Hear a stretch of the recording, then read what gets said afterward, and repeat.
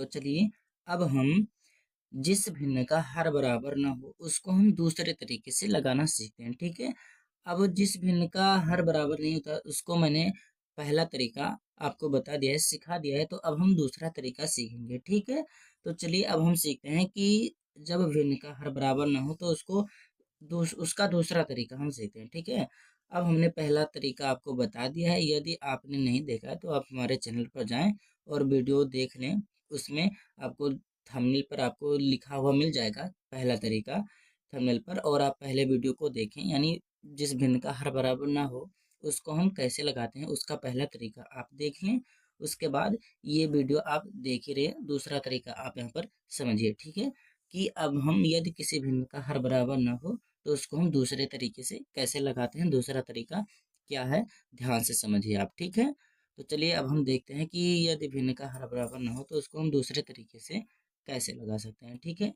तो जैसे मान लीजिए कि ये हमारा क्या है, कोई भिन्न है, जैसे 5/6 प्लस 2/3, ये हमारा क्या है, एक भिन्न है, इसको हमें जोड़ना है। ठीक है। अब पहला तरीका मैंने आपको दूसरा बताया, और अब ये दूसरा तरीका जो है वो दूसरे तरीके से मैं अभी आपको बता रहा हूँ। ठीक है। तो आप देखिए यहाँ पर कैसे लगाएंगे।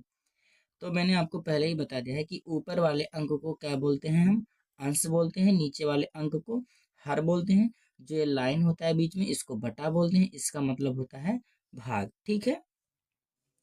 तो अब आप ध्यान से समझिए कि दूसरा तरीका क्या है, भिन्न को सॉल्व करने का, जोड़ने का, जिसका हर बराबर ना हो। ठीक। देखिए हम क्या करेंगे कि इसको तिरछा गुणा करवा देंगे। कैसे?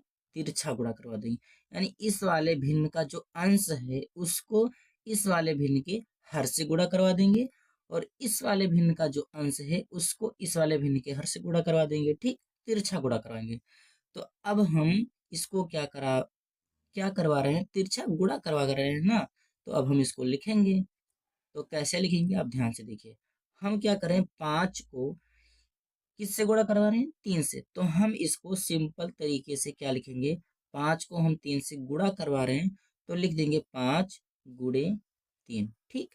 अब ये बीच में प्लस का चिन्ह आ गया ना, तो अब हम प्लस का चिन्ह लगा देंगे। ठीक।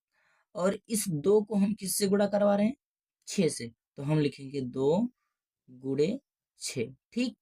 अब आप थोड़ा सा ध्यान से यहाँ पर समझिए, हमने इसको लिखा लेकिन इसको क्या करें, थोड़ा अलग दिखने के लिए हम यहाँ पर ब्रैकेट लगा दें। ठीक। यहाँ पर हमें ब्रैकेट लगाना पड़ेगा। अब देखिए क्या करेंगे, अब ये भिन्न है ना, तो इसके बटा में यानी नीचे भी कोई अंक होना चाहिए, तो इसके नीचे भी हम क्या करेंगे, कोई ना कोई अंक जरूर से लिखेंगे। ठीक। अब हम कोई बाहरी अंक नहीं लाएंगे, इसी में से लिखेंगे, लेकिन क्या लिखना है ये आप ध्यान से देखिए। ठीक है।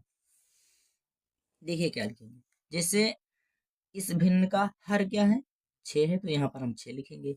इस भिन्न का हर क्या है, 3 है, तो 3 लिखेंगे। लेकिन यहाँ पर हमने जो लिखा गुणा का चिन्ह लगाकर लिखा है, तो इसको भी हम गुणा का चिन्ह लगाकर ही लिखेंगे, यानी इसको भी हम क्या करवा देंगे, मल्टीप्लाई करवा देंगे, गुणा ही करवाएंगे। ठीक है।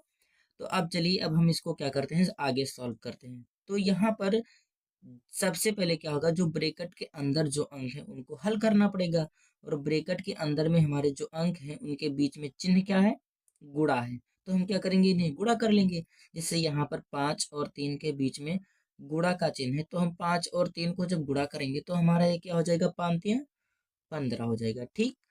और जब हम इसको गुणा करवा लेंगे तो ये ब्रैकेट क्या हो जाएगा, हमारा खत्म हो जाएगा। अब प्लस लगा हुआ है तो प्लस लगा देंगे, और फिर यहाँ पर 2 और 6 को गुणा करना है, तो 2×6 कितना हो जाएगा हमारा, 6×2 = 12 हो जाएगा। चाहे हम 2 का पहाड़ा 6 बार पढ़ें, चाहे 6 का पहाड़ा 2 बार पढ़ें। ठीक। ये हमारा क्या हो जाएगा, 12 हो जाएगा, और ब्रैकेट खत्म हो जाएगा, हट जाएगा। नीचे इसको भी हमें गुणा करवाना है, तो 6×3 कितना हो जाएगा, 18 हो जाएगा। ठीक। अब देखिए ऊपर चिन्ह क्या लगा हुआ है, जोड़ का, प्लस का, तो हम जोड़ेंगे। तो 15 और 12 को हम यहाँ पर अलग क्या करेंगे, ऐसे 15 में हमें क्या करना है, 12 को जोड़ना है। तो देखिए 5 और 7 2 कितना हो जाएगा, 5 और 2 7 हो जाएगा, 1 और 1 2 हो जाएगा।